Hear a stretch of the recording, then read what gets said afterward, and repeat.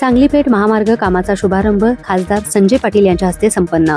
गेल्या 50 वर्षांहून अधिक वर्षे पेठ सांगली हा रस्ता रुंदनीकरण होऊन काँक्रिटीकरण व्हावा अशी मागणी होती। केंद्रातील भाजपा सरकार या रस्त्याला रक्कम रुपये 860.45 इतका निधी देऊन सांगली जिल्ह्याच्या विकासात भर घातली आहे। यामुळे या मार्गावरील भविष्यातील वाहतूक सुरक्षित व सुखकर होणार आहे। या कामाचा प्रत्यक्षात शुभारंभ आज दिनांक 8 जानेवारी 2024 रोजी सकाळी 10 वाजता HP पेट्रोल पंप कारंतवाडी येथे खासदार संजय पाटील यांच्या हस्ते व त्यांच्या अध्यक्षतेखाली तसेच भाजपा सांगली जिल्हाध्यक्ष निशिकांत भोसले पाटील यांच्या उपस्थितीमध्ये तसेच भाजपाचे लोकप्रतिनिधी पदाधिकारी यांच्या प्रमुख उपस्थितीमध्ये संपन्न झाला।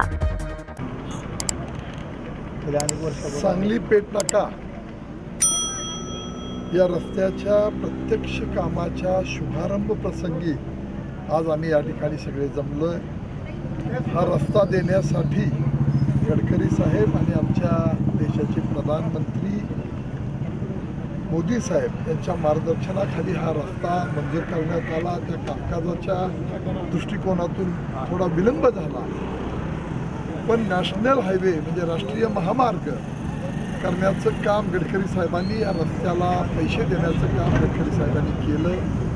तो मागं कार्यक्रम झाला, त्याच्यानंतर टेंडर निघालं, टेंडर निघाल्यानंतर त्याच्या प्रोसेसला वेळ लागला, पण या रस्त्यावरून जाणाऱ्या येणाऱ्या लोकांना अतिशय ह्या गोष्टीमुळे त्रास झाला।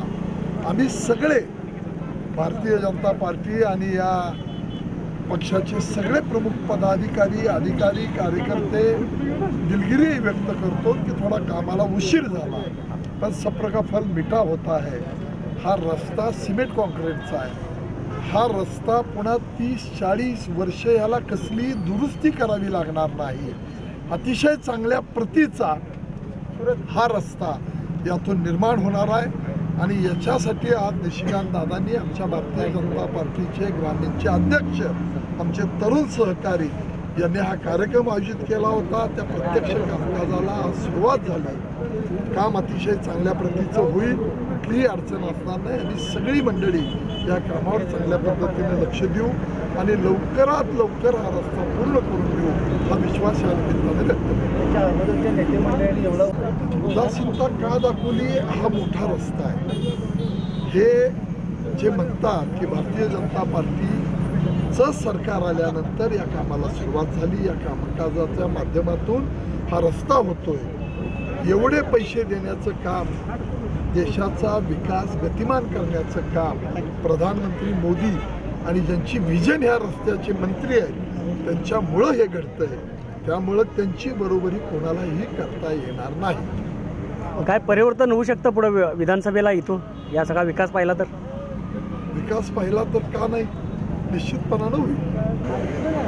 पेठ सांगली या रस्त्याचं उद्घाटनापेक्षा या रस्त्याच्या प्रत्यक्ष कामाचा शुभारंभ आज या ठिकाणी या जिल्ह्याचे लोकप्रिय खासदार संजय काका साहेब यांच्या शुभ हस्ते होत आहे। खरं तर हा वाढवा तालुक्यामध्ये विशेषतः इस्लामपूर विधानसभा मतदारसंघात 36 किलोमीटरचा रस्ता या मतदारसंघामध्ये आहे। त्यामुळे आम्हा सगळ्यांना विशेष आनंद या रस्त्याच्या कामाला सुरुवात होते निश्चितपणे झाली। त्याच्या अगोदरच्या लोकप्रतिनिधी हा रस्ता न करण्याचं कारण काय नाही?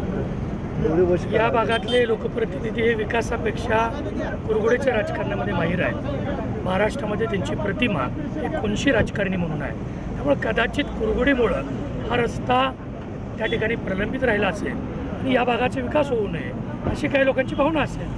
या रस्त्यामुळे किती लोकांनी या रस्त्यामुळे जवळपास सांगलीमधील सांगली शहर, कुपवाड शहर, मिरज शहर येथील 5-5.5 लाख लोकसंख्या, इस्लामपूर विधानसभा मतदारसंघातील जे अप्पर तहसील रस्त्याची आमची जी 29 गावं आहेत तेथील जवळपास 2.5 लाख लोकसंख्या आणि मिरज तालुक्यातली 8 गावं इथली जवळपास 1 लाख लोकसंख्या, एवढ्या लोकांना या रस्त्याचा निश्चितपणे फायदा होईल। रस्त्याच्या उद्घाटनावर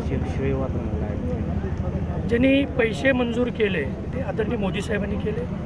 यापूर्वी भूमिपूजन माननीय नितीन गडकरी साहेबांनी 1 वर्षापूर्वी केलेलं होतं, पण काही तांत्रिक अडचणीमुळे भूसंपादन थोडं लांबल्यामुळं त्या ठिकाणी हा रस्त्याचं प्रत्यक्ष कामाला सुरुवात आज होते। खरं तर विकास कामामध्ये श्रेयवाद घेण्यापेक्षा विकास कामाचा पाठपुरावा करणं आणि ज्यांनी केलं आहे त्यांचं कौतुक करणं याच्यासाठी मन मोठं लागतं। काही लोकांचं मन छोटं आहे आणि तेच श्रेयवादामध्ये पडतात असं माझं व्यक्तिगत मत आहे। सांगली डिजिटल डिजिटल जमाना, डिजिटल बातम्या.